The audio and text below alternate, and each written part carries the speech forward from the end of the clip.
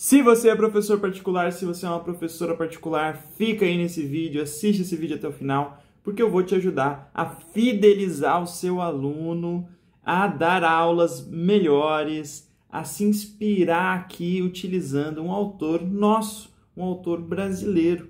Então você sabe, essa aqui é uma aula do curso de fidelização de alunos. Você pode assistir só essa aula, mas se você quiser assistir o curso inteiro, tá na descrição aqui desse vídeo a playlist com o curso inteirinho, para você que é professor particular, professora particular, aprender a fidelizar melhor ainda, que eu sei que você já é muito bom nisso, o seu aluno particular. Então, hoje a gente vai falar de Paulo Freire. E com Paulo Freire, quando eu falo Paulo Freire, já vem todo aquele preconceito das pessoas e sei lá por que isso se criou, não me interessa saber, só sei que com o Paulo Freire a gente consegue aprender muito a fidelizar os nossos alunos. Aplicando as dicas, as técnicas, os pensamentos, as reflexões que o Paulo Freire nos trouxe, a gente consegue com toda certeza instigar, afetar mais, fazer com que o nosso aluno aprenda melhor, goste mais das nossas aulas, preste mais atenção nas nossas aulas e continue fazendo aulas com a gente, inclusive nos indicando. Então assiste esse vídeo para você aprender com Paulo Freire. Lembra, pega o papel e caneta e coloca aí no título, né? No título do teu caderno, ideias e mudanças para implementar na minha aula. Então Paulo Freire, ele tem alguns conceitos, eu separei alguns conceitos aqui principais dele, né? Primeiro é da educação bancária. O que é educação bancária? É quando a gente enxerga o nosso aluno tal como uma conta no banco, em que a gente só deposita dinheiro, ou seja, só deposita conhecimento na cabeça dele. Mas isso não funciona. Se a gente pensar o nosso aluno só como um lugar, uma caixa para depositar conhecimento, unidirecionalmente, o nosso aluno vai embora. O nosso aluno não vai se engajar, o nosso aluno não vai gostar das nossas aulas, o nosso aluno não vai aprender, não vai funcionar nem para depositar conhecimento. Então, o que a gente tem que fazer? A gente tem que, e esse é o principal conceito do Paulo Freire, partir da realidade do aluno, aprender com esse aluno, certo? Em um diálogo. Então, a gente aprende enquanto ensina e ensina enquanto aprende. Esse é um dos principais conceitos do Paulo Freire. Por quê? Porque eu não conheço a realidade do aluno. E eu preciso entender e conhecer e aprender sobre a realidade do aluno para eu conseguir afetar mais ele. Então, onde o meu aluno mora? Qual cidade, qual bairro? Qual é a condição social, econômica, política do meu aluno?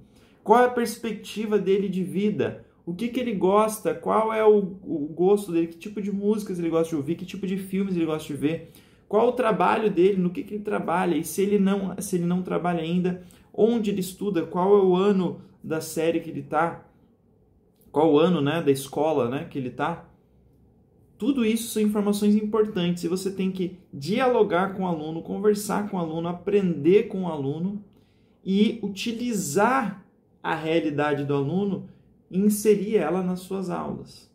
Porque todo aluno ele tem um cotidiano, ele tem um lugar, ele tem uma realidade social. A gente vai partir dessa realidade, vai respeitar essa realidade. Então a educação, o ensino vai passar a ser um diálogo entre você e o aluno, e não mais um lugar onde você deposita o seu conhecimento.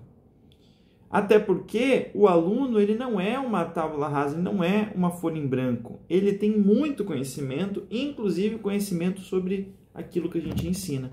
E é importante a gente utilizar esse conhecimento, partir desse conhecimento. Vários outros autores vão falar sobre essa perspectiva de partir desse conhecimento. Claro, a gente vai falar nas próximas aulas. Então, pessoal, como é que eu vou usar isso nas minhas aulas? Primeiro, ouvir muito o aluno, independente do que você ensina. Claro, se você ensina idiomas, é uma boa oportunidade você ouvir o aluno já no idioma que você ensina. Agora, se você ensina matemática, física, química, redação, também Ouve o aluno, entende o que está acontecendo na mente dele, no cotidiano dele, ouve ele, pessoal, escuta ativa. Se você é professor de música, de dança, de arte, de teatro, de alguma arte circense, a mesma coisa, ouve o aluno.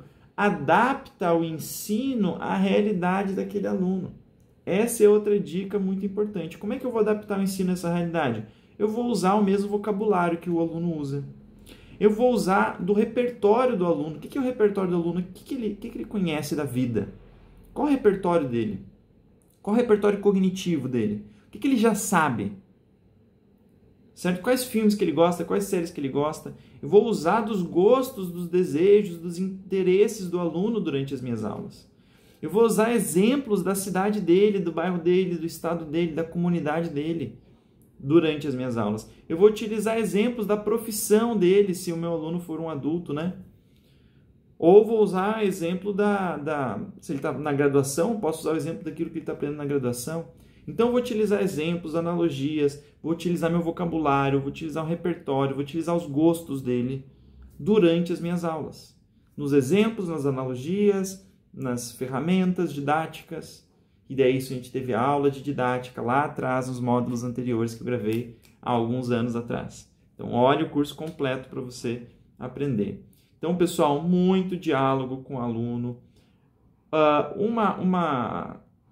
Uma técnica que eu acho muito legal, que é muito freiriana, digamos assim, é da autoavaliação humanizada. Então, quando você pergunta para o aluno, instiga o aluno para ele se avaliar, para ele estabelecer aquilo que ele sente que domina, aqueles conteúdos que ele domina, aqueles conteúdos que ele tem dificuldade, aquilo que ele tem facilidade.